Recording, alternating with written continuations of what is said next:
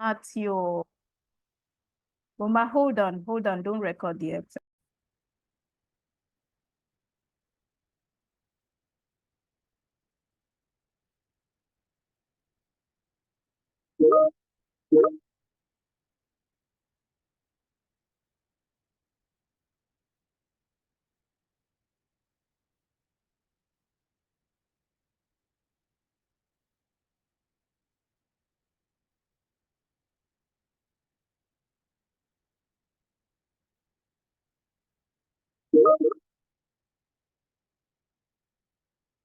Okay. Good morning, class.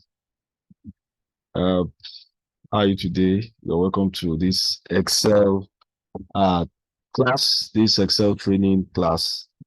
Uh, just give me a few seconds to share my screen. I've titled it Microsoft Excel Essentials. We're going to be looking at Microsoft Excel in the next 2 hours. It's going to be a very part one, teaching Excel in 2 hours, and that's why I said it's going to be Microsoft Excel Essentials. So we're going to be looking at the essentials, things that we should know as probably data analysts or people that work with data sets. So my name is John Oilike. I really want facilitating the class. Let me do a brief introduction of what we have to learn, or maybe share some of the outlines we're going to cover today. I believe you can see my screen. So we're going to be looking at the Excel data types, how to move around, maybe Excel fundamentals, what is Excel, what can Excel do, the various parts on the Excel screen, Excel data types, how to move around the Excel screen, how to select cells, how to work with files, how to copy, how to print, how to use margin and orientation, how to set your margins and orientation, how to print, how to change your cell alignments, header and footer, and so and every other thing you can see on the screen. Or maybe I should just go ahead and mention them. Inserting in that, deleting rows and columns, how to format your worksheets in terms of the fonts, the colors, the alignments, number formats, how to insert, deleting sheet, how to delete sheets, move and copy sheets, and definitely how to use some formulas. We're going to try to look at that, how to use formulas. Before I delve into the what we have for today, let me start by telling you that Microsoft Excel is a spreadsheet program. Microsoft Excel is used for many things. It's used for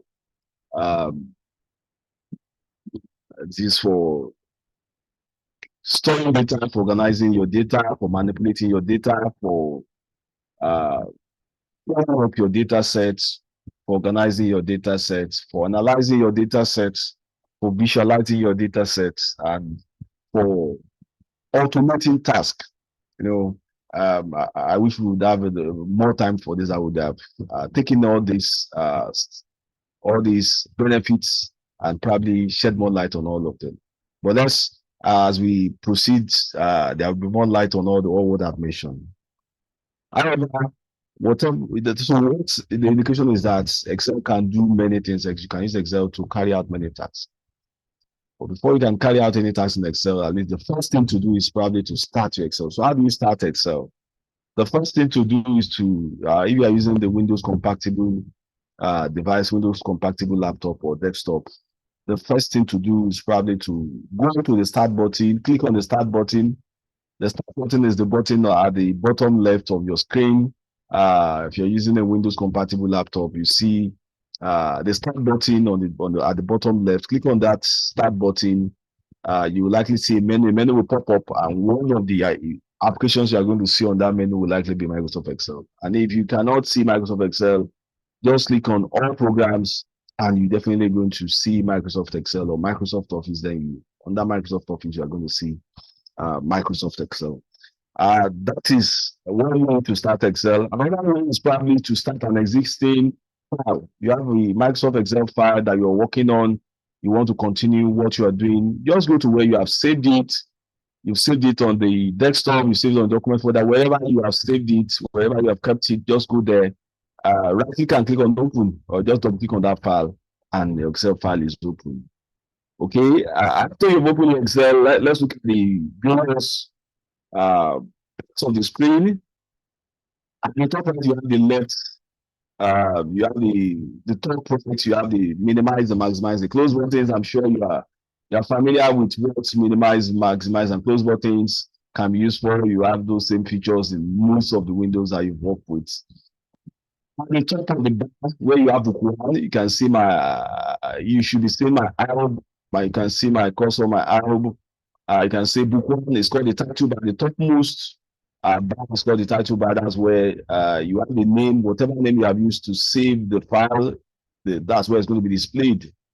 Towards your left-hand side, you have the quick access toolbar. The quick access toolbar is the toolbar, is the place where your frequently used tools are kept.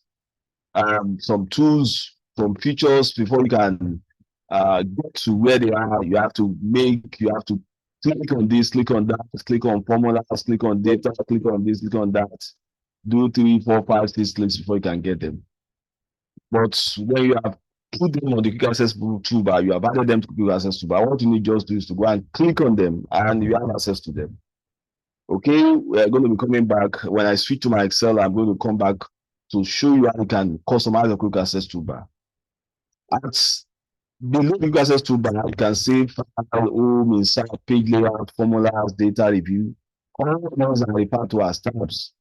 File, home, insert, page layout, formulas, data review. All of these are called tabs. TAB, tab for one, TABS, tabs for many. Okay, so we have different kinds of tabs: the file tab, the home tabs, the insert tab, the page layout tab, and so on and so forth. The file tab takes you to the backstage view. When you click on the file tab, it takes you to the backstage view. Maybe I should switch. Okay, maybe I will not switch for now. But okay, let me just stop describing what you can do on your file tab. I'm going to show you very shortly. So you have other tabs like home, insert. As you click on home, you click on insert, you see there is a portion below the tabs. It's called the ribbon. That's where the features, all your features on Microsoft Excel, you have them there. And as you click you change from home to insert to page layout, you observe that the ribbon is changing. Okay, each of the tabs is divided into groups. For example, we have the home tab, and the home tab is divided to clipboard. You can see clipboard, you can see a line demarcating, a line of demarcation. You can see font, you can see another line of demarcation. You can see alignment, you can see another line of demarcation, and so on and so forth. So you have the tabs and you have the groups. The tabs are divided into groups. And of course, as you click on insert, click on other tab, you see different sets of commands and different sets of groups. But then you have the name box. You can see where I'm having B6. That's the name box. That's the name box. Okay. And that's where you have, the Excel sheet itself. Okay. Or let me digress a little. Let me take it back a little. An Excel file is called a spreadsheet. An Excel file is called a spreadsheet. And a spreadsheet, or sometimes you call it a workbook. The spreadsheet or the workbook is can be divided into sheets, into worksheets. So there's spreadsheet, there's worksheet. Spreadsheet is the file itself, while worksheets are the component parts. Do you understand? Okay, so so it depends on your settings. You can have one, you can have two, you can decide what the default setting should be. How many sheets should Excel create for you anytime you open Excel? But in some cases, you have one sheet. So you have sheet one. Okay, then you can add more sheets. You can see the add sheet button. This is the add sheet button. You can click on it. It adds more sheet for you. Okay, so the spreadsheet is divided into sheets. The sheet itself is divided into rows and columns. You understand? So you have the rows and columns, the divisions. Those are the columns, while the horizontal divisions are the rows. Okay, the rows and the columns, they intersect to form cells. So all these boxes that you are seeing, they are referred to as cells. Okay, so those cells also, there's a way of referencing them. There's a way of naming them. And one of the common methods is to use the cell reference. That is to combine the column letter and number. So the column, for example, okay, I think probably it's a good time to just switch to my Excel file. So please, just a minute. Uh, let me switch to my Excel window.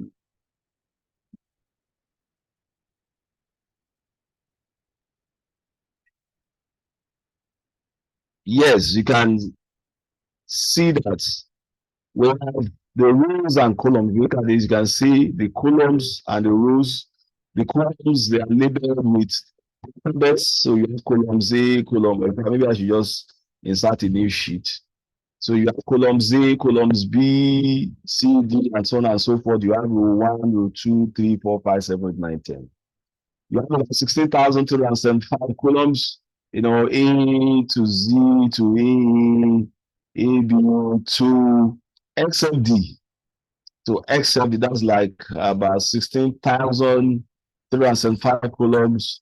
While we have 1 million plus rows, 1 million specific, 1,040,576 rows. Okay, these rows, they intersect to form what we call cells.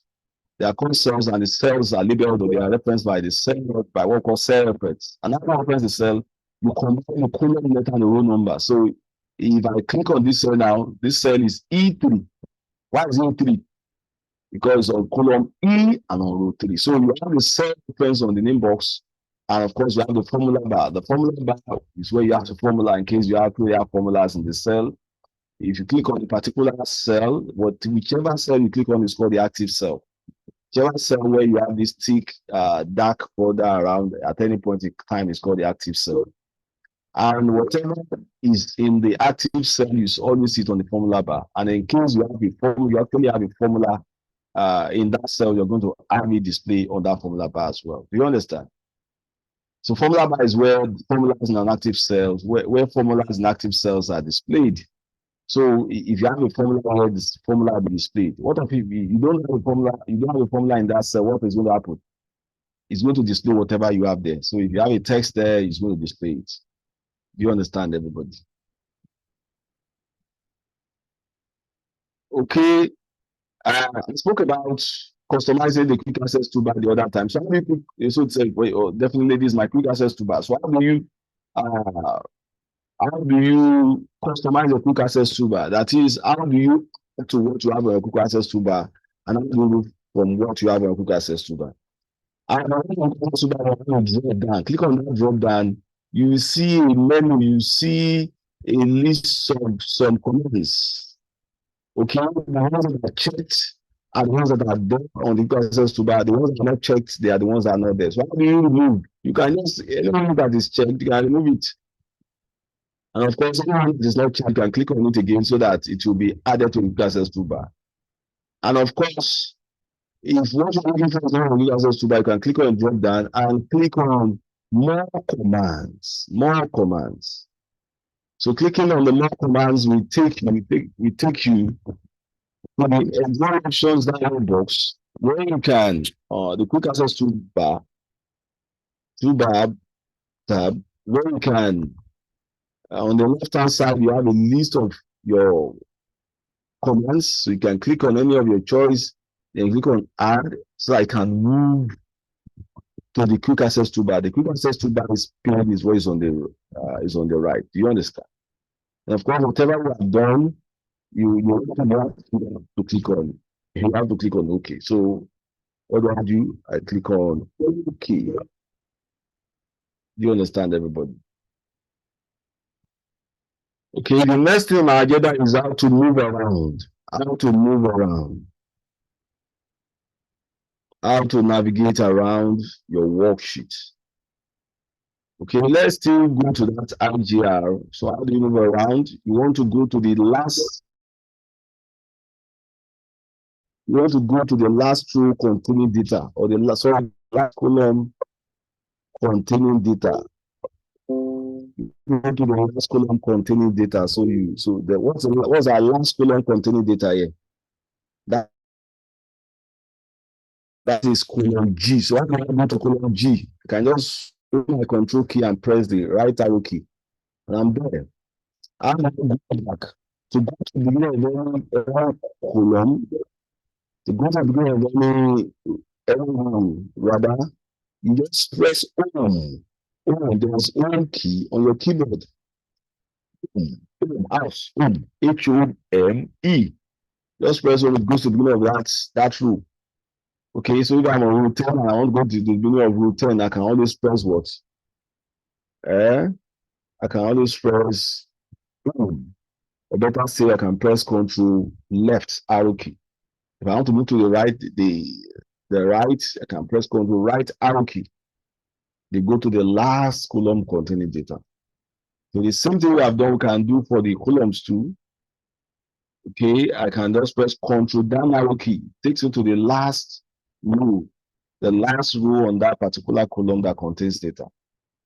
Do you understand?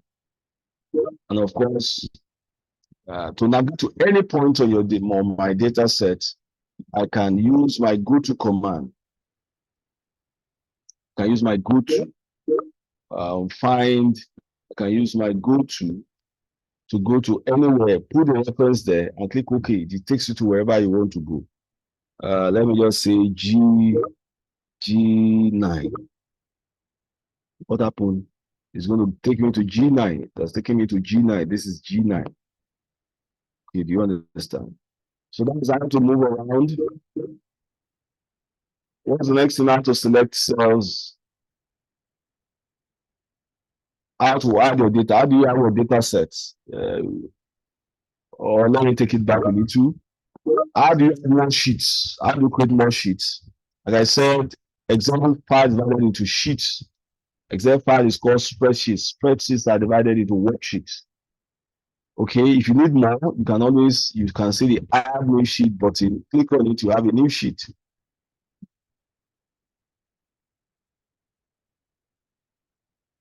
So what do you do?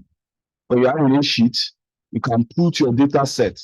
You can import your data set, whichever is applicable.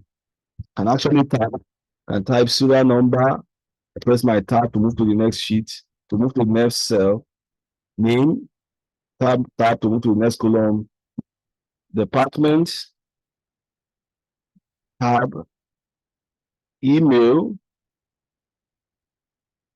tab, and so on and so forth. So you can do all of that.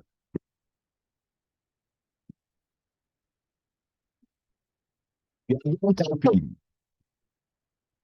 What are you doing? You might need to do some formatting. As long as you do the formatting, formatting has to do changing the appearance of the data set and enhancing the appearance of the data set.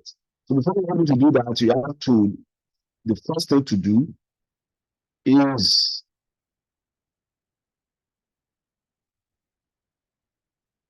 let me go to the RGR. The first thing to do is for me to select my data set. So I want to learn how to select, because most formatting that you are going to be doing, you might need to select first. Select your cells and rows and columns before you can do whatever you want to do in terms of formatting. So when you format your cells, to select a cell, you click on that cell, that is it. You want to select multiple cells, you click and drag down. Click and okay, you want to select the entire one. Just go to the margin. Let's also be pointing to that particular row where we want to select. Okay, I want to select my 5. I can just go to 5, the column, the row at that 5, and click on that 5. What happens? It's going to select the entire column that you're specified. The same thing goes for the column. Do you understand, everybody? Do you understand? The other time I mentioned file, so let's see what file can offer us. Just click on file. Click on the file, you will see a lot of tools there. You see home. So sometimes when you open the Excel file, it will not go to your worksheet window directly. You might see what you are seeing on the screen. So what do you do? You can click on blank workbook or click on any of the templates of your choice. But there are other tools under the file tab. You have the home, you have the new, the info, save as, print, and so on and so forth. Of course, new means new. That is, you want to create a new spreadsheet. You can as well click on home.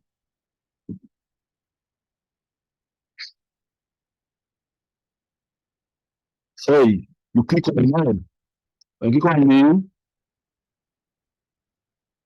it brings what do you need? You need a blank workbook or you need a template.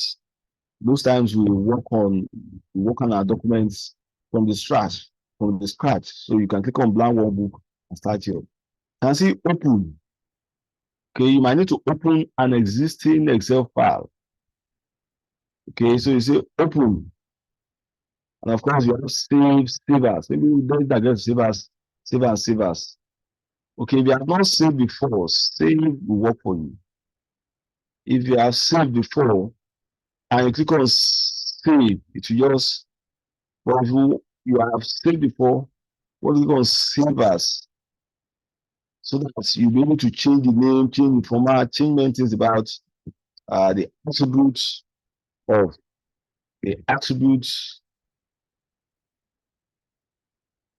of that file. You can print, you can share. Okay, let's start.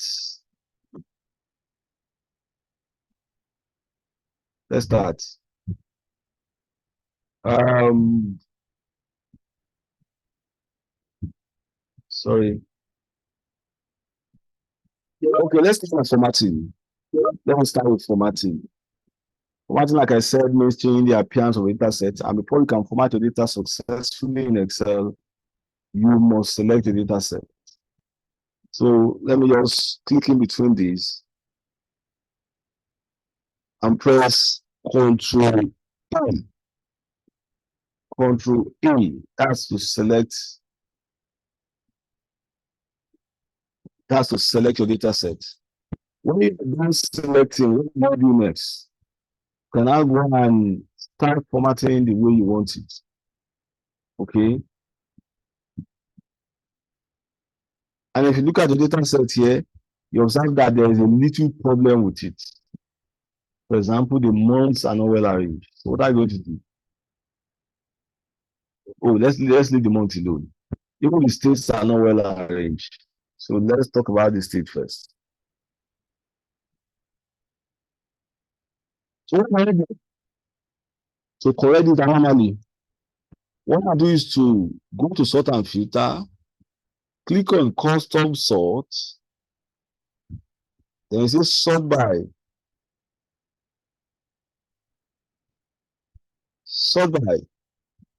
Sort on values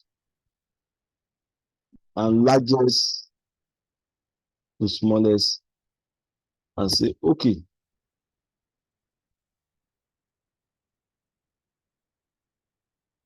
Sorry, I made a mistake there. Custom source, sort by state. We want to sort by state. Then we have cell value A to Z. Just click OK. And it's well sorted now. Okay, the other part of it is, okay, let me do that again. Let me undo and do that again. Yes, I said you might want to sort your data set. You might want to arrange your data set. You know, the first thing is probably to add your data into your Excel sheet. Okay, you can do that by typing or whichever way you want to use to work on your data set, whichever method you want to use to get your data set into Excel. What I know is that how do you organize your data set? How do you sort your data set? Sorting in data analytics means arranging your data set. Okay, you're going to observe that the states are not well arranged. So what should we do? What do you do? You click any of your data sets. In fact, you can even just click any of your data sets. Go to sort and filter, click on custom sort. On the left-hand side, you see sort by what? Sort by state. That's the condition. A to Z, okay, which is fine, and say, okay. What do you observe? The states are now well arranged now. But the months are still not arranged. What do you do? What do you do? What we do is to click on this column. After the first column, the column where those months started from, and select every other portion. For example, I just Control Shift right and down. And then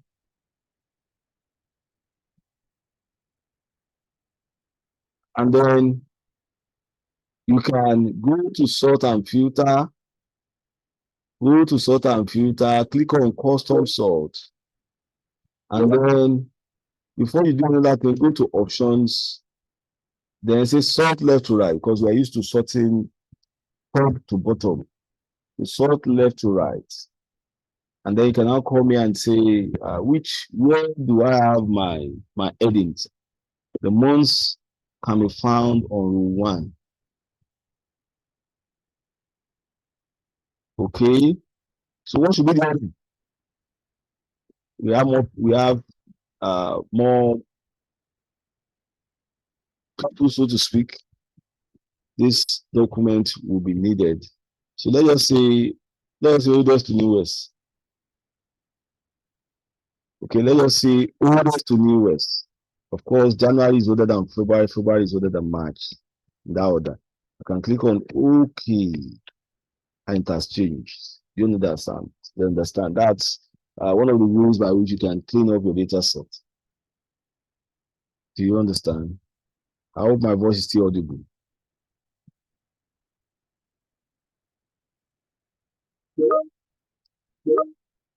Okay.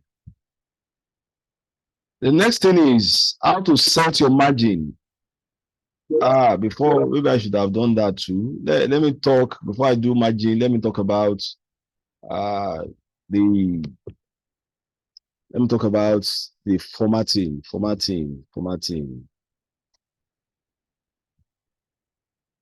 Let me talk about formatting. Just a minute.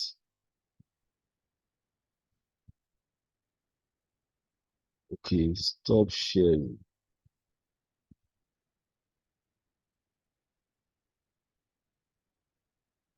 I need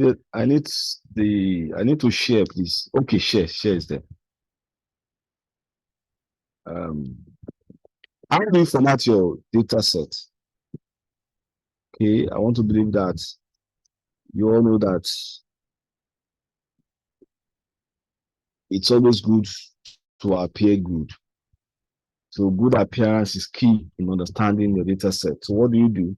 When you finish typing, just a minute. Let me try if I can simulate something. Okay.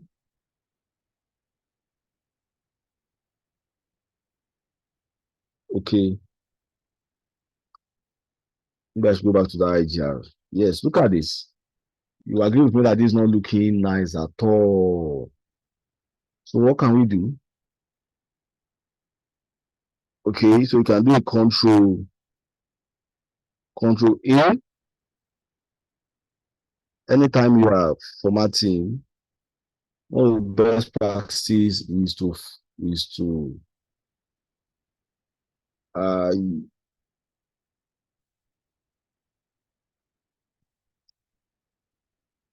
okay. So this is, I think we have sorted it, but like I said, one of the best practice when you are working with your data set is to enhance the appearance of the data set, is to make it look better.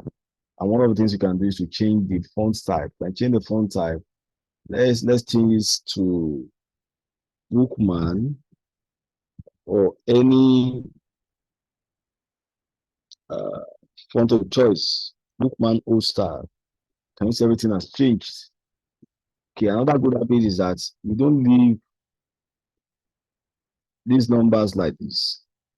Let it be in a decimal place. Can be in one decimal place, can be in two decimal places. What do? You select and click on this. And click on the one decimal place. Okay. The next thing I will want to do is to put a comma separator. Okay, there's always it's two decimal places.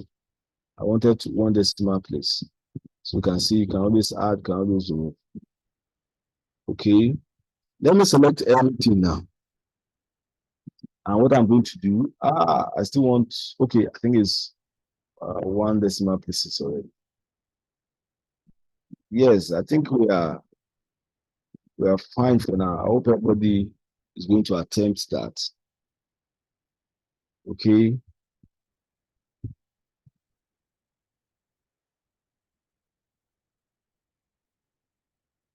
Okay, we are working on how you can make changes to your appearance, the appearance of a data set.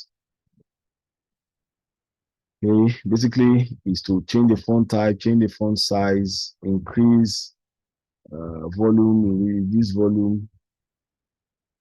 You know, there are various functions in Excel. You also have border. You know, when I added decimal places, I was looking like they can't even describe the way they are looking. So one of the ways to make it look good is to put a border around it. So let me put a border. Let me put a border myself. Let me put a border. How will I do that? I will go to the font group and click on all borders. All borders. I think I'm okay like that. Okay. Let's do margin and orientation. Margin is the space between the edge of the paper and where your document starts from. You're going to agree with me that you don't want to print on the margin. You don't want to print on the margin. That is the space between the edge of the paper and where your document is starting from. So what do you do in that case? You make changes to your margin. And I'm going to do that. I'm going to do that. Go to pick layout. You see margin. And then pick the margin of your choice. Do you understand? When you have your A4 paper, which is common in this part of the world, the top is the shorter side. And of course, the side is the longer side. So how do you change the orientation? How do you change the way it's arranged? You might be want to print a lot of columns. So definitely the normal portrait will not be okay for you. So what do? You can go to orientation and click on landscape. And what happened? I'm going to see the result. Okay.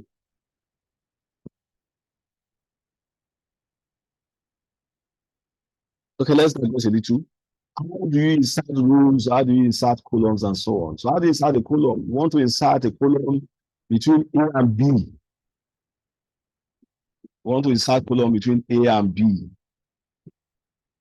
In Excel, there is no insert left, there is no insert right. You only have insert, and insert will always insert insert always insert to the left of where the cursor is, of where you have selected. So if I need a column between column A and column B, all I need to do is just to go to column B and right click and say insert. Okay, let's say this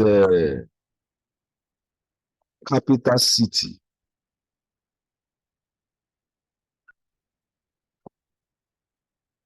Okay, let's say that's capital city. Of course, the same thing applies to the row. Row is always added above. Can insert a row and have it below. It's going to be above. It's like you insert above. Let's say I have there's a state before Abia, and also I can say insert. You see, it has created for me a row above. You understand, everybody?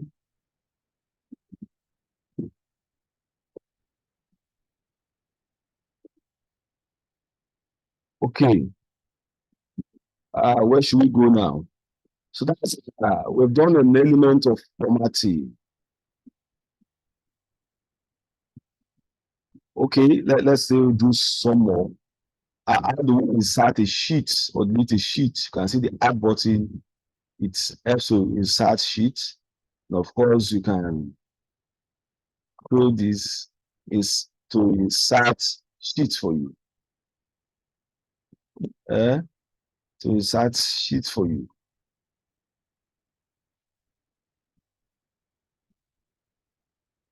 Okay. Apart from that, you can insert columns, you can insert rows, you can delete columns, you can delete rows, you can delete columns, you can delete rows. How do you create formulas? How do you create formulas? Okay. Let me use the sales data, for example.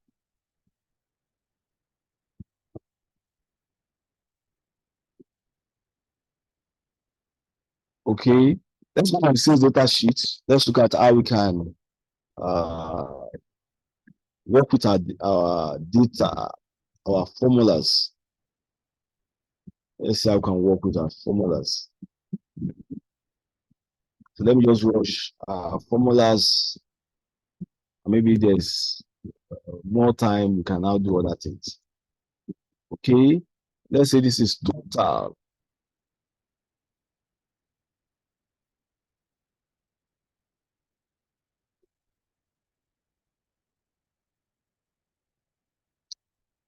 That's total. So what do you do?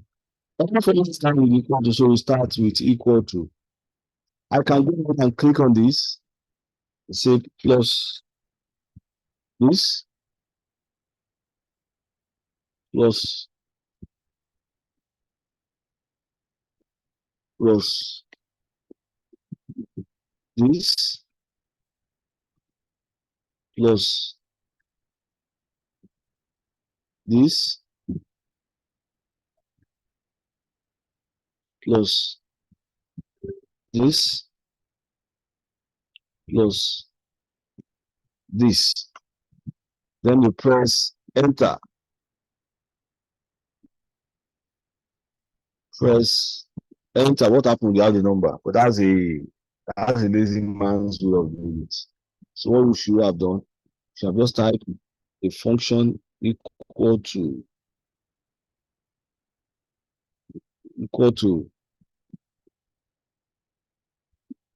sum, open the brackets, and select all the numbers that you want on that in that formula. So when I press enter, I have the answer. Do you understand? And of course, whatever I have here, I can fill it up, fill down. Fill down will ensure that the same formula is used for everything on that total column. Okay, so what do? I go to the bottom right and double click and I have all my answers. You understand? You understand? What I did, I can also do the same thing for average and so on. Let me do average.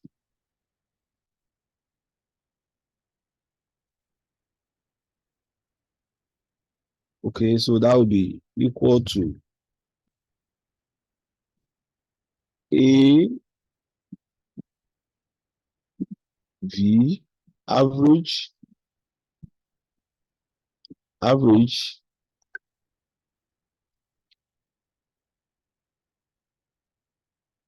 average. Then you select the data that you want, and then you press enter. And of course, how do you fill down? Just go ahead and fill down. You can click and drag down, or you can just double click. Sorry. Or just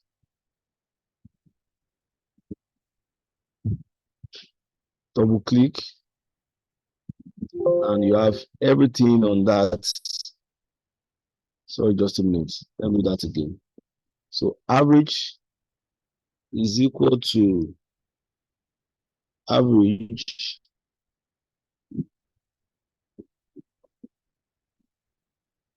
Okay, you have average, so you look at the numbers. So that will be from here to here. And I can press enter, and of course, fill down for the rest. Do you understand? So go and explore different kinds of formula. Okay, that'll be of benefit to you. Okay, let's assume that these employees were given 10%.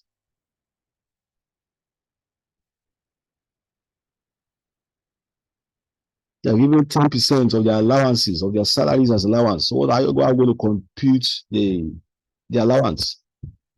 Okay, let's say bonus.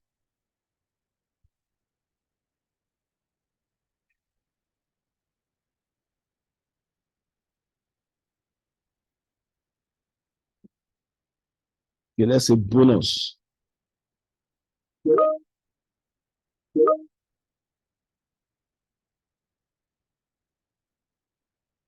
Or let's start with tax. Let's start with tax. Let's just say tax. Tax 10%.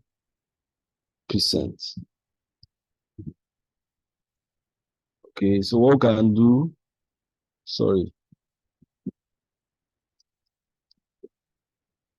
it's a tax 10%.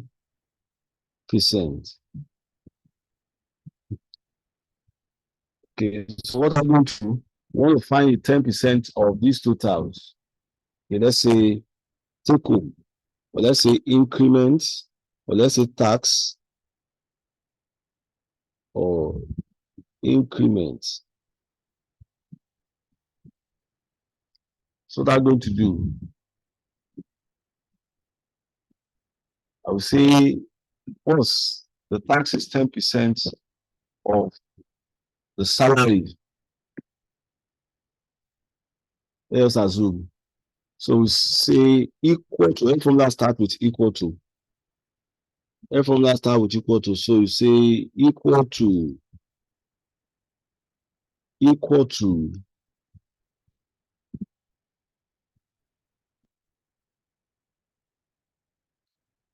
10,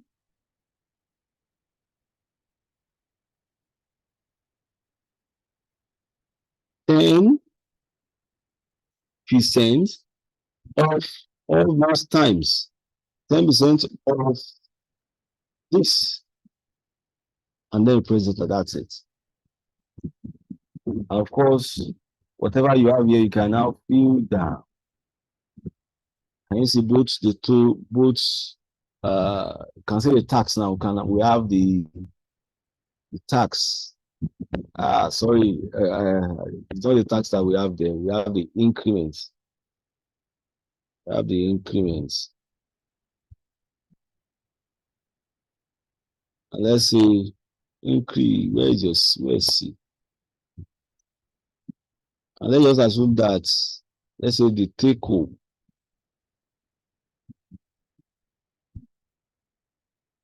Take home So what about income?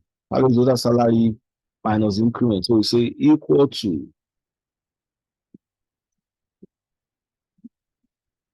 this, sorry, this minus this. Sorry, I use underscore. Go to minus and then enter. And then you can now do what? You can now fill down.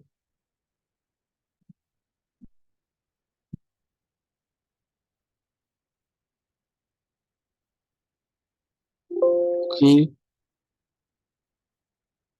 So that's let me now do this one more. Let me do this one more. I use 10% in the formula here. The increments, there's a problem with that 10%. The problem is if this changes, that means everything here will not be correct because they won't change it. So how do you ensure that your formulas work optimally? You know, is to in terms of saving your making the formulas to be very interactive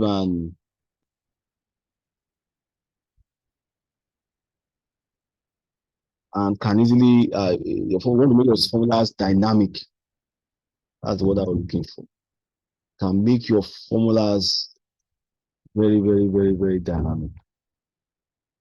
Okay, so how do you do that? So instead of this 10%, instead of let's say, let's say increment, I'm supposed to say tax. So this tax now I could have done this equal to, instead of putting 10%, this 10% is what I did here to say equal to 10% times these totals. So instead of using that's 10% that I just say equal to, I will click on this and of course put my multiplication sign, then go and click on totals and press enter. Okay, so what do I need to do to fill down? Before I fill down, I have to make the 10%, I have to make it absolute reference. I have to make it absolute reference. Maybe you should see what could have happened if I didn't make it absolute reference. Okay, I can come here and drag down. Is it correct? Do we have the correct answer? Do we have the correct answer? Definitely no. So what are we going to do? Why do we not have a correct answer? Why do we have wrong answers? We have wrong answers because if you look at the formula that we copied, it's M2 times H3. And it is M2 times H3. So the next one should be M4 versus this, M5 versus this. So what do we have? We have a case where we have zeros. Why do we have that? Because it did not really change.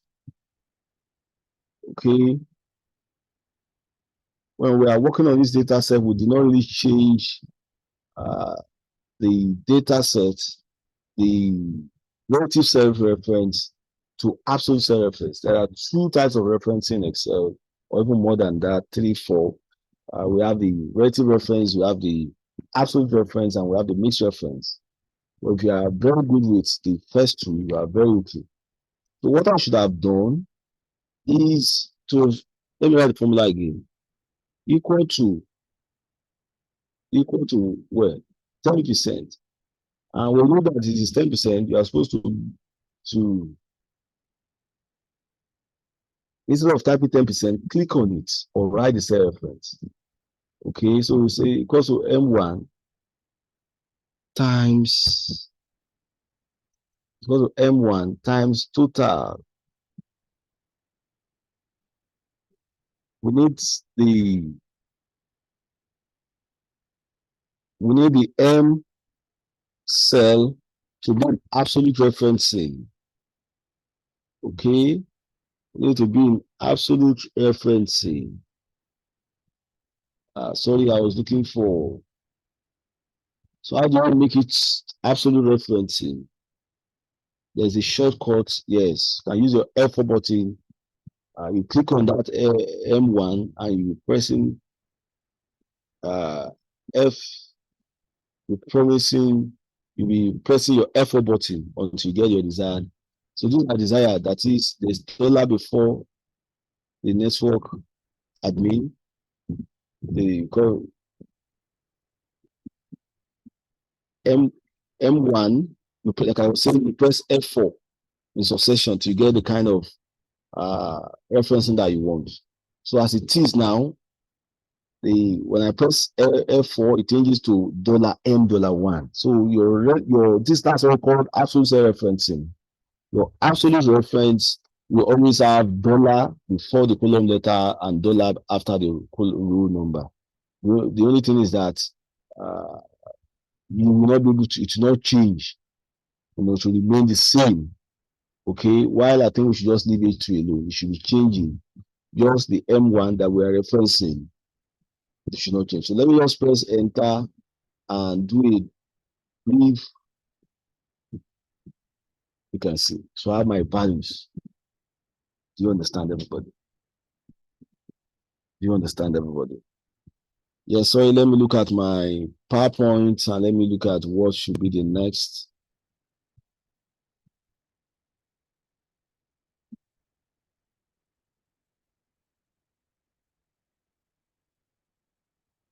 Okay, let's go back to some basics again. Let's go back to some basics. Okay, you have your data sets. How do you delete these sheets that are not? All you do is to right click on them and click on delete. Can I click and say what? Delete. You understand? So that's how to insert, that's how to delete sheets. Okay, how do you simple number formats? Okay, what are number format? What are data in Excel? Let me digress a little to what is data in Excel.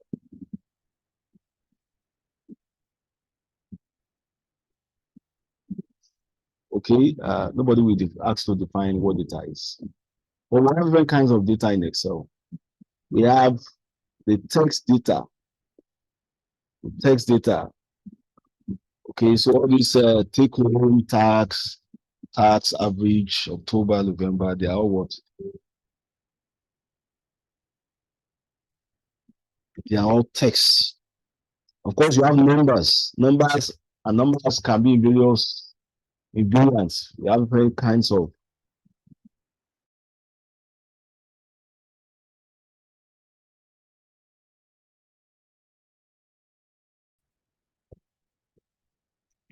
of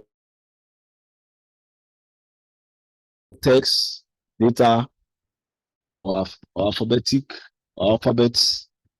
We also have numeric data. Numeric data are the numbers. Numeric data now, we have different kinds of numeric data. We have the decimals, we have the whole numbers, we have the dates, we have currencies. All these are examples of dates. Sorry, all these are examples of numbers. Dates and numbers in Excel. Do you understand? Just a minute, let me check.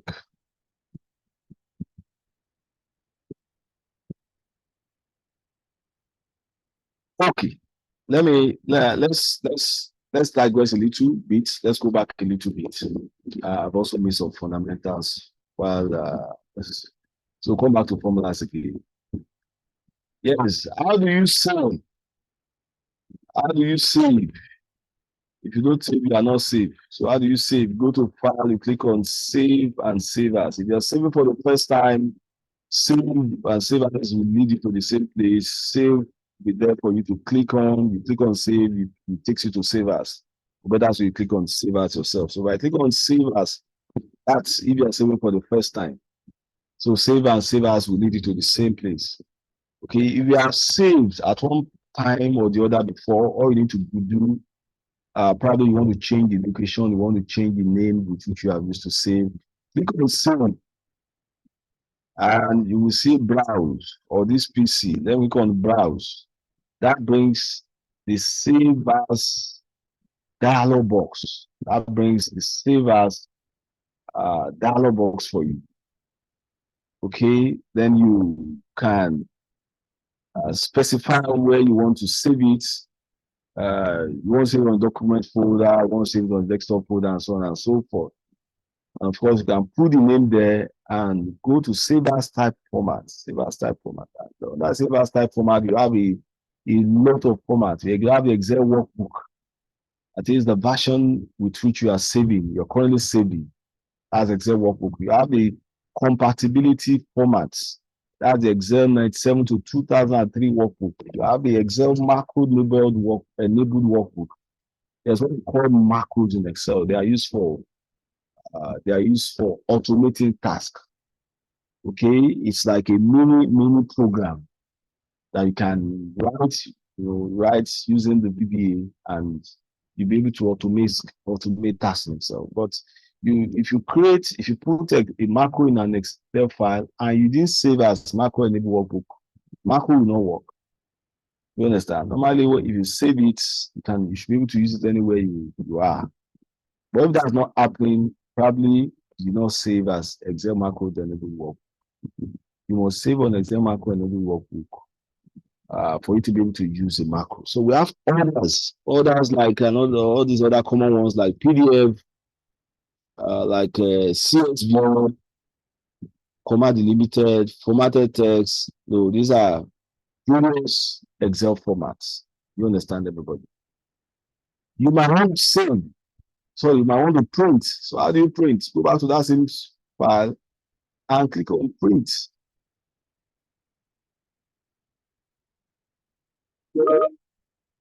After that,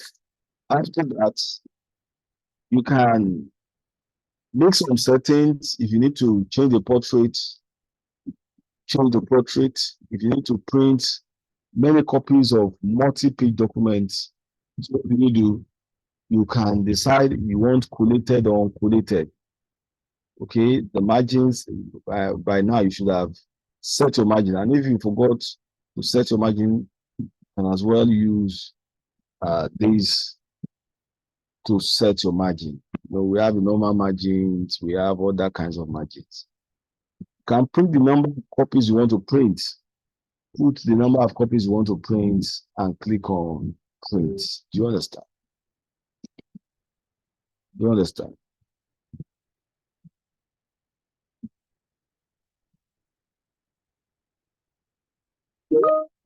Okay. Where should we go now?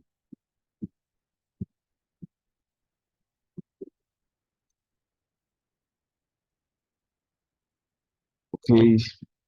Of course, you then click print. I just hope I've been sharing. I just hope I've been sharing my screen. Okay, let me. Yes, okay. Good. I just saw the share button. I was like, I hope I've been sharing my screen. Okay, let's move on. Let's move on to print again. Sometimes you're going to have more than your print will not just come out well. Sometimes your print might not just come out the way you want it on the screen. Sometimes you have a lot of, when we started, I said we have like 16,000 columns and 1 million rows. Okay, even if you have 10 columns, you definitely 10 columns will not show on your screen, will not show on the paper, on the A4 paper. 10 columns may not be able to show on the portrait format. So you might need to make some adjustments. Let me see if we have a lot of, okay, even this, let's try and see what this can give us. So if you go to file, if you go to print, yes, this is a good problem. So you can see that we have uh, we have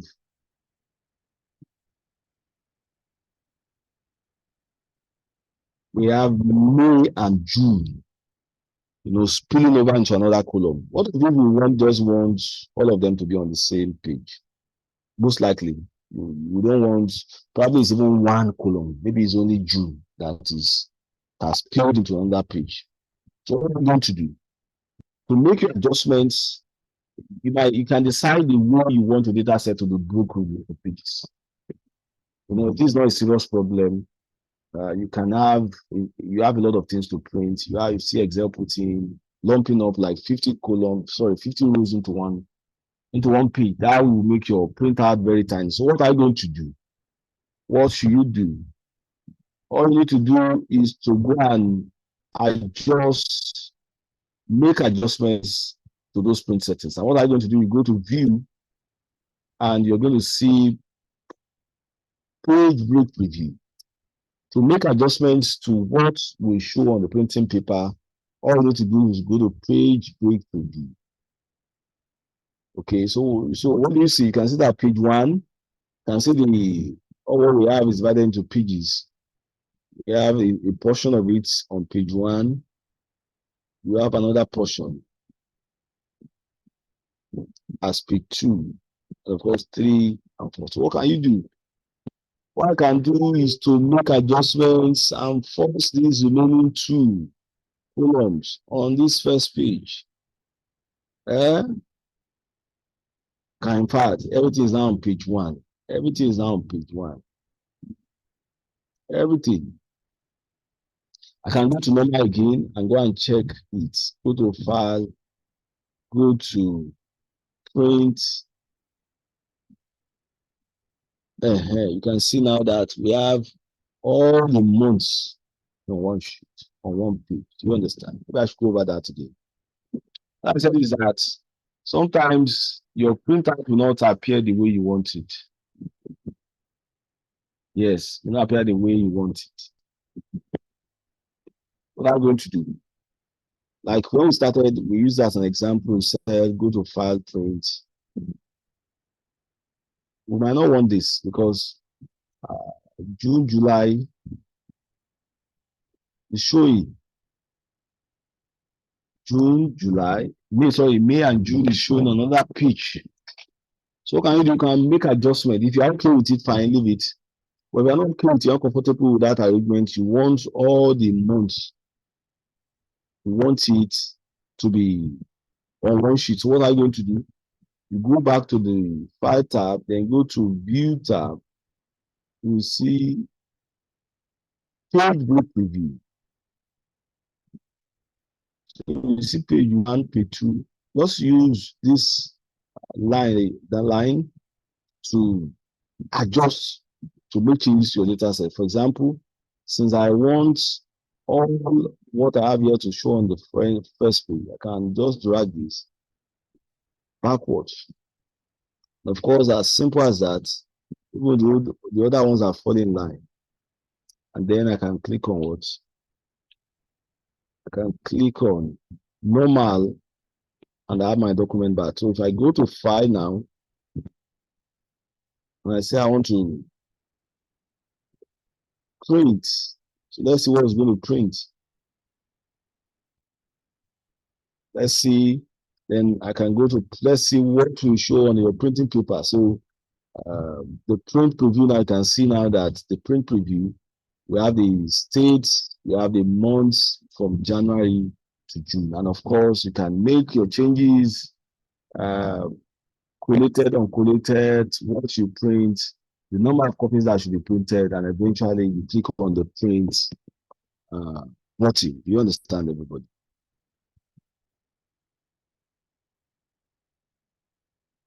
You understand, everybody? Just a minute, let me quickly check my slides.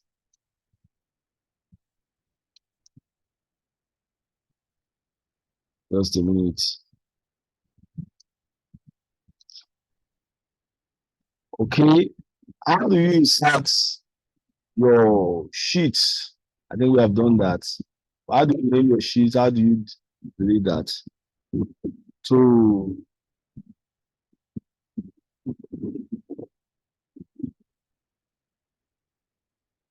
to add your sheet, just click on this.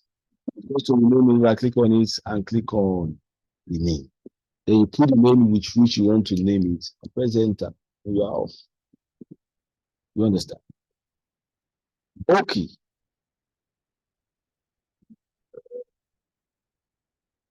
The other time I spoke about formatting.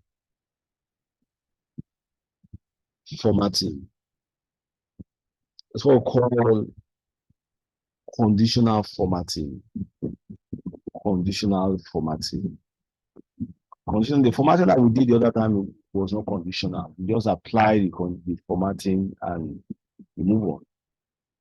But in this case, we're looking at a case where you apply conditional formatting and only those that made the condition will stay. Will be formatted. You see format with red ink, that means only those that made the condition will those that made the condition will be formatted. For example, let's take these columns as an example. Let me try and make it look okay. This is billions. Wow, this is a big number. That big numbers. So let's say let's say the IGR that is above, let's say 2, we want to look at 2. IGRs above, let's say 4 billion, IGR that are below 1 billion. So if you have done 4 billion and above, that is what celebrating or compensating you for. So how do we do that? And of course, let's assume that if you have less than that, less than 1 billion, you will be reprimanded. So what do? You select the data set, then you go to conditional formatting and say Excel, highlight cells greater than 4 billion. 1, 2, 3, 1, 2, 3, 1, 2, 3. It looks like it's a good thing. So let's just change this color to green fill with dark green text and click OK. Can you see at a glance, you can easily see data that are more than 4 billion. You understand? Let's say the same selection. We want to see those that performed very, very, very poorly. And poor performance in this context is having less than 1 billion naira in a month. So what do? Just say,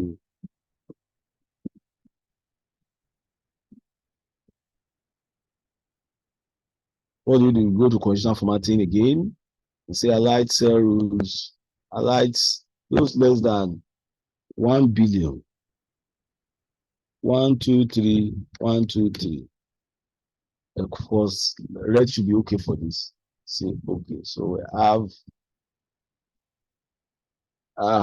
what has happened? Say less than 1 billion. Say 143 is less than 1. Okay, let me do that again. Conditional formatting, highlight cell rule, less than 1 billion. 1, 2, 3, 1, 2, 3, 1, 2, 3. Say with light red. Good. So this conditional formatting, we have set 2 conditions.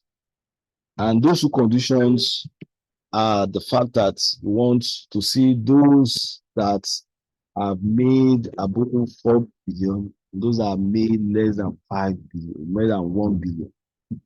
You're going to agree with me that this will make your data set easier to understand. So we can easily see those that are doing very, very, very well and those that are not doing very, very well at the same time at a glance. Of course, we have other types of conditional formatting. We have the top and bottom rules. You are interested in seeing the top 5. You always see top 10, but top 10 is generic. You can use top 5, top 10, top 20, top 100, and so on and so forth.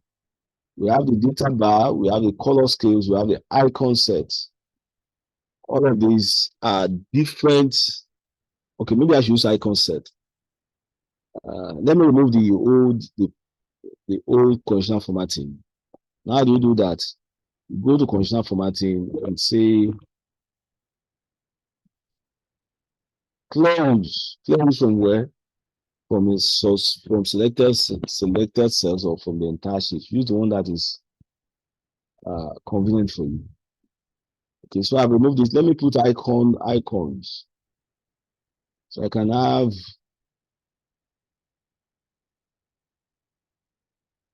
go to conditional formatting and say icon sets. And I put these icons.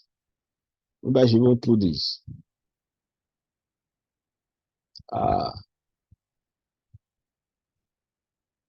What is this? Okay. Okay. I think the problem is the total. Okay, Lagos is a problem. Lagos has a very big. So what can we do? So Excel has done his best, but done his worst. What we do now is now to put our own condition. So how do you do that? Go to conditional formatting, manage rules, and you say edit rule.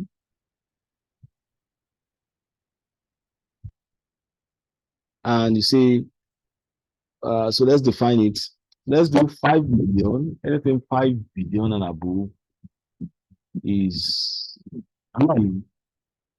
The check sign, the green check sign is for sales above 5 billion. Those of there are 5 billion here. And let me quickly confirm that. Okay. Just a minute, please.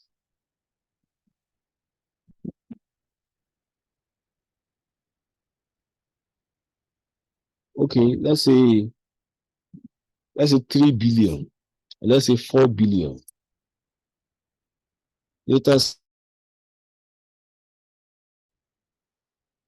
5 billion.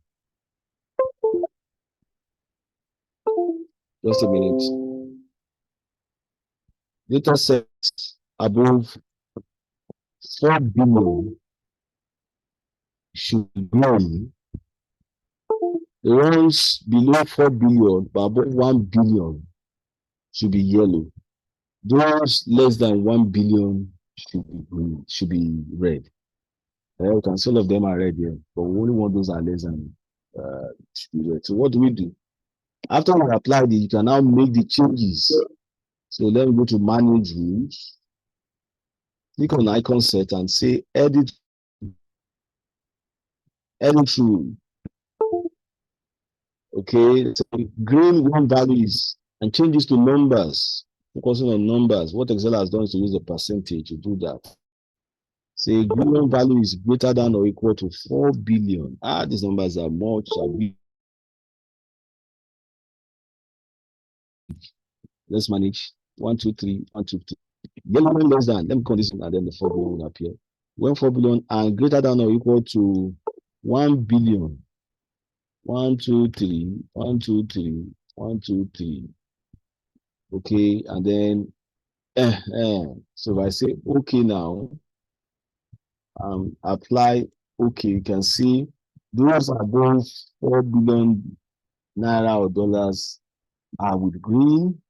Those less than 4 billion but above 1 billion are yellow, and the few ones that are less than 1 billion, they are red. Do you understand it? Do you understand, everybody? Okay, let me check my content and be sure that I've covered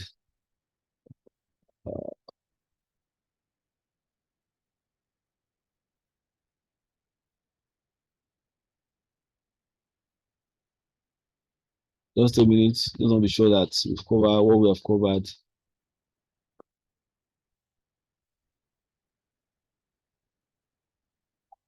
Okay, I think what we have actually said to cover, we've covered, but let me just add more to it. Yes, we can do, I think I spoke about margins, orientation, uh, maybe style or team. We have inserted. Okay, maybe let's just talk about visualization a little, and maybe we'll stop at that. I think because it's just direct teaching and no question and answer in between, the things was fast. How do you visualize your data sets? Charts make data set to be easier to interpret. Let me just show a couple of these numbers, a couple of these states, and IGR. Or let me check the sales data. Okay, let me just use IGR. So as creating that, the first thing to do is to select your data set. So let me just select maybe 10 states. 10 states. The first thing to do is to select, then you go to insert, then you click on your charts. Or you can just click on recommended charts so that you can see other recommended charts. You can see many relevant charts at a glance. You can see different kinds of charts here. But let's prefer want to use the bar charts, what we call the column chart. So this is the charts. I think it looks good. You can look better. So what do you do to make it look better? You can go to chart design. You see amazing chart styles. Amazing chart styles. Okay, so you can just click on any one of your choice, and whatever you don't like about them, you can only sort it out. For example, let's assume that you like this one, but we don't like the values. Some will like these values, some don't like. Let's assume that we don't want these values. So what do? You can go to the add chart elements and go to data labels. All those are those numbers, the values to white are called the data labels. You can go to data labels and say none. In your own case, you love that those labels, but they are not showing on your, what can you do? You can go to this add chart elements, say data label, and say what, and put center, pick where you want it to be displayed. But you don't want it. Okay. What else the legend? I can go there and put legend. Legend is not showing. So especially when you are comparing a lot of numbers together, I think the legend is very, very, very key. Okay, you also have change color. You can use to change the color of your bars. I use the change. I use the change color to change the color of your bars. Of course, you can change your chart type. Can change your chart type. For example, I want to change to 3D. I want to change to bar charts. Maybe I should even change the bar chart. And click after you have made your choice. You can now go to OK. You can click on OK. Do you understand? Click on OK. Now, of course, you can make this bigger.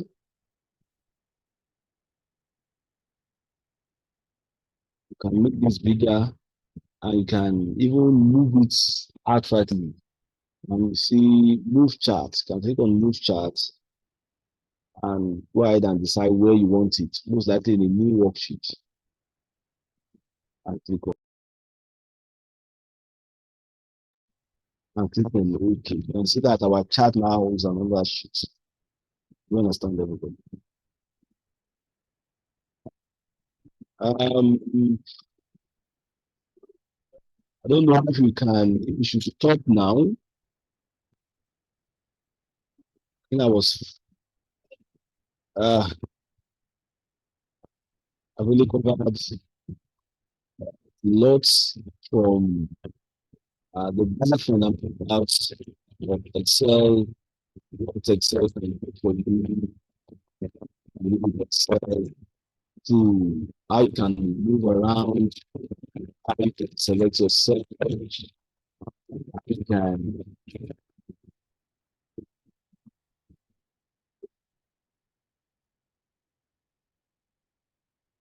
you can work with your sheets, how you can format your data sets, how you can enhance your data sets to working with the page, your page layout, changing the margin, changing the orientation, to to Excel formulas now to um, visualization. Um, I don't know how many minutes I have left. Should I should I still continue? Yes, Is it you can continue and let's finish what we have for the class. yes? Well, what actually put the other days supposed to be live class, so factored in interactions, question and answer to the time, and since there is no interaction this time, so the time so I was able to finish the content earlier than expected. Maybe I should continue the same. Okay. Uh, Let me go back to my sheet and let me go back to formulas. You cannot be out of formulas. So there will be things to learn under formulas. So let's look at that. There was conditional formulas. When we started with the basic formulas, how to do your sum, how to do your averages, and some other formulas. Of course, formulas, very, very wide topic. You have a lot of formulas. You cannot really exhaust that in the class. But let's look at other sites, other types of formulas. The formulas are referred to as conditional formulas. You know, the ones they dealt with the other time are just the basic formulas, normal formulas. But we have some formulas that are conditional. That means there are conditions that must be met before you get the result. For example, let's assume that, let me look at, let me look at the IGR. Okay, let's assume that we use IGR. Okay, I'm scared of these numbers, scared of these billions, so that people will understand what we are doing. So let me use the sales data. I think the numbers are smaller. Okay, so we have a total. So let's assume that these salespersons can be graded. You know, let's assume that your sales determine your level. Okay, your sales determine your level, or your sales determine the bonus, the kind of bonus you are going to end up with. Let's start with your sales determine your level. Maybe you are a senior staff or a junior staff. So if you make some kind of sales, you are a junior staff. You make some kind of sales, you are a senior staff. Let's assume you are able to make anything above $50,000, you're a senior staff. You make anything lower than that. So this is the half year total. The total here. Maybe I should let me hide this for now. Let me hide this for now. Okay.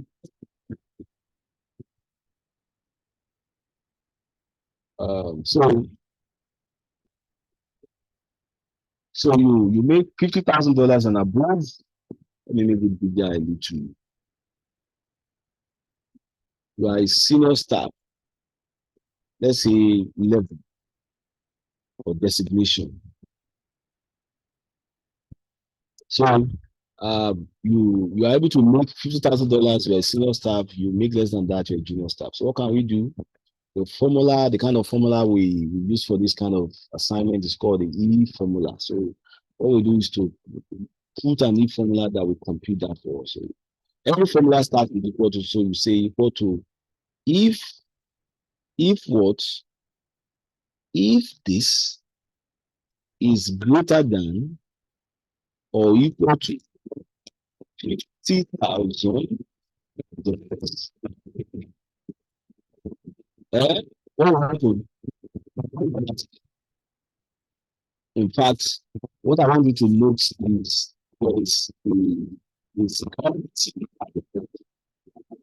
if there's a syntax, there's an argument, the both of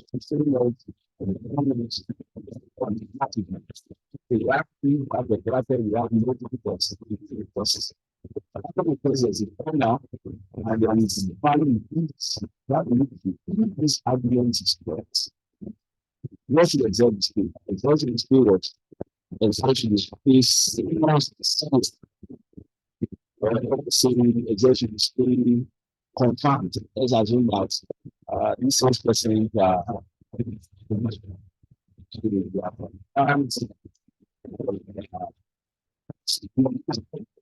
don't use SAT. I don't use SAT. I don't use SAT. Let me see.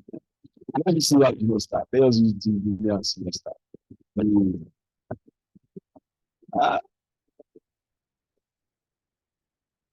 Okay, let's do confirmed and prediction. So you are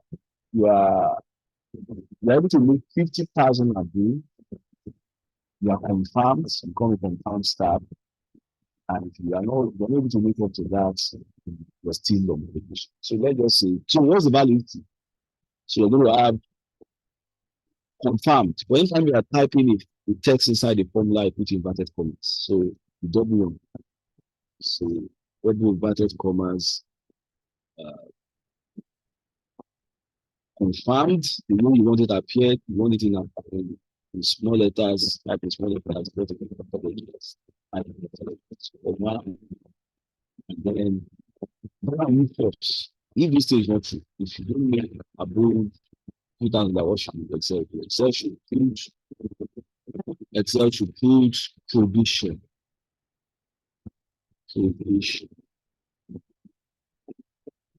Yeah, and you close the brackets. And you press it. And then you can do what?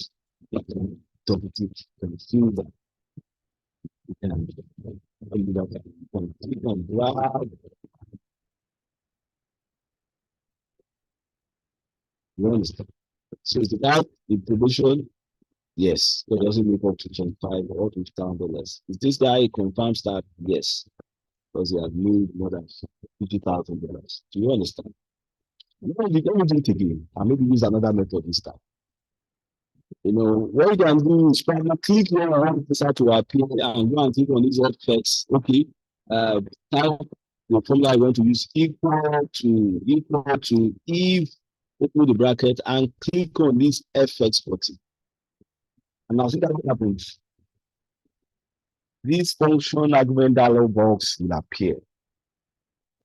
And what's the first thing? The first thing, all you need has been divided, has been stated clearly. So it's very clear now that we have to, I just hope you can see the function argument dialog box. I hope we share, what's in, the share feature is also, to show this function arguments that popped up on the screen. Okay, so another test is that this should be, if it is greater than or equal to 50,000.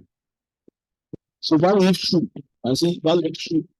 Now I don't need to put inverted commas. I can just type it. I can just type confirmed. Value false progression.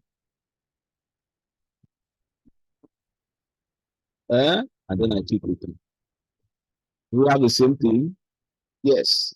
If I feed and we have the same thing? Yes. Okay. Let's have something else. That's if you make $50,000 you get a 10%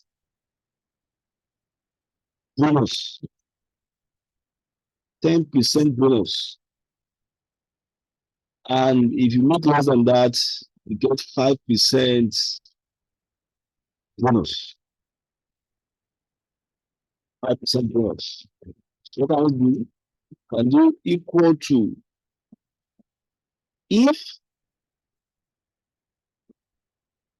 this total is greater than or equal to 50,000, what should happen? You should multiply 10%,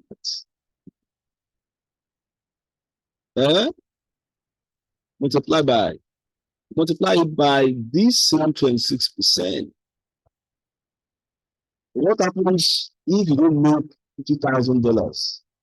What happens is that you get a 10 or 5%, get 5% instead. Get 5% instead. And what happens? I have it. I can test it. Because $10,000 is this is $59,000. 10% of 59,000 is about 5,000. Okay, let me put a comma separator. 59,000 is 5,059. So that's about 10%. 26,000 thereabouts. The 10% should be 2.6, and this is 1.3. This should be 1,300. 20,000. 20,000. The 10% should be around 4,000. These 2%. Do you understand everybody? Do you understand everybody? Okay. And lastly, let me make it dynamic a little. Because the challenge is that if you did all of these changes, for those who are making $1,000, their bonus changes to 50%. What happens? We have to come and work or do this formula. What we can do is to put cells, use cell referencing, the right cell referencing, and probably the absolute cell referencing and formulas are there between. And if you do anything changes, you can just come and change the parameters and everything. So can we do, instead of using 10%, instead of outputting, instead of outputting itself, it's a bad habit to output itself. This 50,000 that we are saying, 5%, 10% should be on a particular cell. And we use the cell reference instead.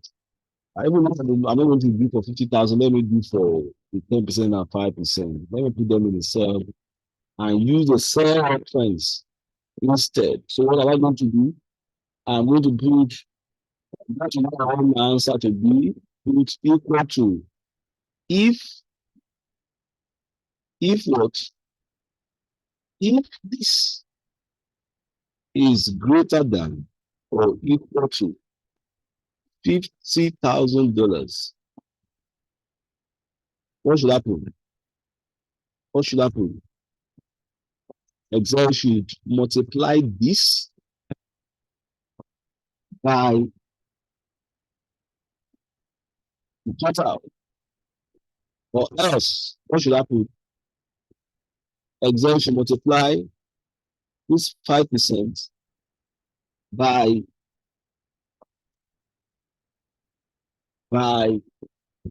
this sum. And then you close the bracket. You don't see what's going to happen.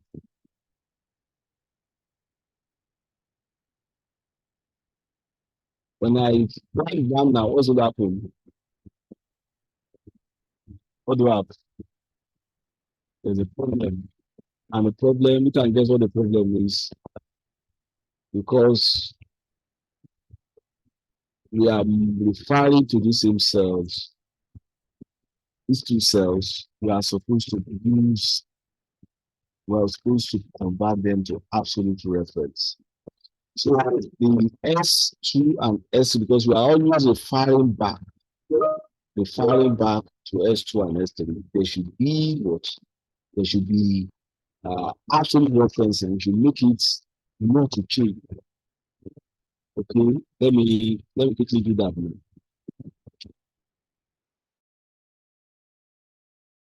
So make S2 absolute. I can click on S2 and press F4 or type $S$2 on my keyboard. The same thing for S2 for S3, and then I can press enter. Same 1 3. But when I feel this time, I'm going to have a correct answer, unlike what I had the other time. You understand? You understand? Hey, let me know. We've been having uh, two categories, two categories, kind of collaboration, confirm, bad, permitted, sad, senior, G. Let's assume that we have three. Let's assume that we have three or more. So what are they? For example, let's assume that your salary determines your level. Salary determines your level. Let's assume that those with 50 and above, they are senior staff. Those below 50 but above, let's say $30,000, let's say $20,000, they are junior staff, and less than $20,000, they are contract staff. So what I'm going to do? So we're going to use what we call nested ifs. And this is going to be combining ifs together. So what I'm going to do is say, if, say, F formula start with what we say equal to, if what? If this is greater than or equal to $50,000, what should Excel put? Excel should put senior staff. I told you that whenever you are typing, whenever you are using a text in a formula, apart from the function, apart from all these if, sum, averages, and so on, you when the text in the formula, you must put it in bracket format. So if H2 is greater than or equal to 50,000, the senior staff. What of if is not up to 50,000, but if this is greater than or equal to $20,000. So what is it? It is a junior staff. Or else, just dump whatever is the last. If it's not a senior staff or it's a junior staff, that means the what is a contract staff. And then I close all the brackets that have been opened. How many brackets have been opened? 2. So I close it and press enter. Is it junior staff? Yes, 26,000. Consider senior. This senior is actually senior. He earns $59,000. This senior is actually senior, 51. This senior is actually senior, 54. That is, do you understand what I'm doing? Okay, maybe the last line. Let's talk a little about how you can protect your file. How you can protect your file. Most times when you are working with Excel, you are working with files that has a lot of value. I cannot afford to have it tampered with or that. So what do? You want to make change, you want to protect your data set, go to file, there are many ways. You can go to info, you are going to see protect workbook. So go to encrypt with password. Encrypt with password, you're going to put this password and nobody will be able to open the file. Encrypt with password ensures that your file is protected. that unauthorized persons will not be able to open it. You understand? That's what encrypt password does. So if I put a password, it's going to ask me to re-enter the password, and then your data is safe. Nobody can open it behind your back. You understand? You have encrypt password. There's also okay, it could protect workbook structure, protect current sheets, protect workbook structure, protect the workbook structure. What structure all about? That's inserting new sheet, deleting new sheet, and so on and so forth. So I can go to, or before, let me come back. Let me come back. Okay, yes, let me come back. So another way to do what I've done is to go to File and click on Save As. Save As. When I go to Save As, I go and click on Browse.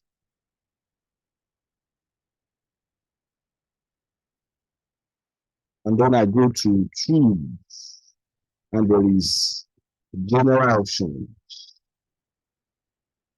I can see Password to open. Let me do that. Let me do that again. I said I'll go to File, Save As, click on Browse,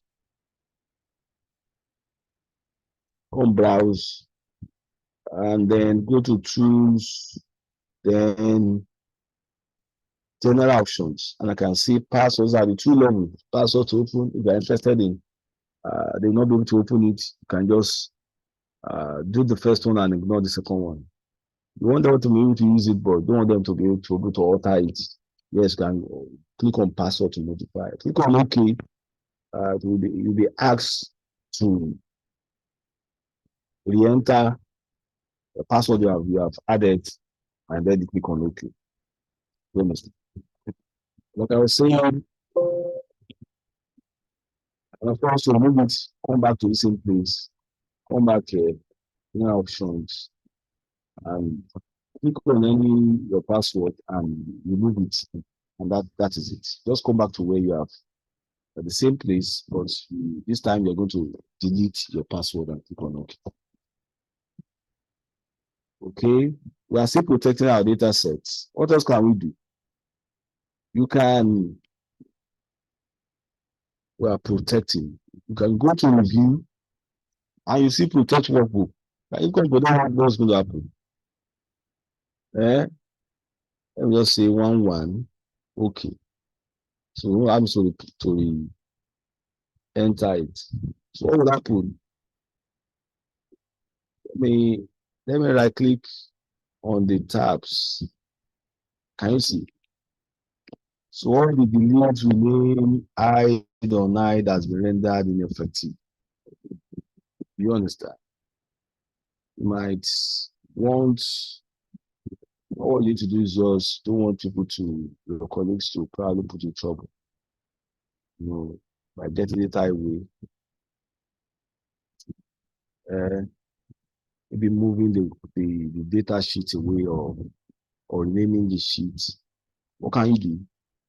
You can just select your sheet and go and protect your workbook. Nobody is able to do anything here until I've unprotected. So how can I unprotect? I can go back to protect workbook. It's asking for password. So let me put the password and click OK. You understand? Okay, another way to do that is to go to File,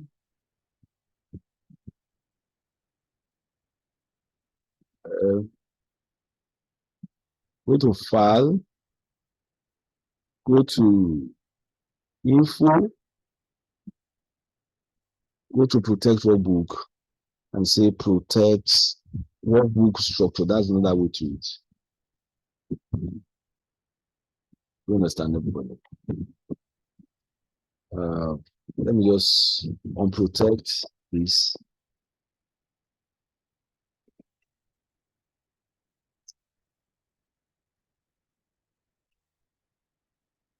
Okay. Yes, we've been able to you won't believe it, we've covered a lot of topics that I would not even have imagined that we're going to cover. Let me just stop here so that I will not miss this class, since you might not also have a live session with me to ask questions and get answers to it. Let me just probably stop here. Let me know. Let me know. Hello, John. I can Yes. see, are you still on the bar chart screen? I was just trying to move through the sheets. Okay. But the time is one bar chart. But All we right. have one bar chart earlier. All right. I actually comment more than what is in the presentation. I've forgotten that the time we are going to have more time now, since there will be no interaction. So I was thinking as if time is an issue. I was just rushing. I just hope they'll be able to probably get the recording and listen to it all over again and get clarity. So I'm looking at maybe we should just stop here, because I've really covered much than what should be covered in 2 hours. Okay. Okay, that's fine then. If you've covered all you have for today, then that's fine. But I've covered it. So if we have questions from them, we will gather their questions and forward to you for clarification, as the case may be, and possibly add you to the Telegram group where they can also ask their questions directly to you. That's fine. Okay. That's fine. All I right. think I have to send this. I'm not so sure if I forwarded this to you already. Yeah, you sent me this Excel. You sent me this sheet. You did. Okay, good. Yeah. Good. So thank you. Thank you for having me. All right. Thank you very much, John, for sparing time to be with us today in class and taking us through this very extensive and interesting training on Microsoft Excel. And I believe that everyone will be able to follow through. And if there are questions, then we'll put them up in the Telegram group so you can as well answer to any of their questions. So thank you very much for your time. We really appreciate it. You have a very wonderful day ahead. Thank you. Bye. Bye. Penny, make me host of this class so I can end it myself. Okay, I think you are the. Oh, okay. Sorry, I thought. Okay.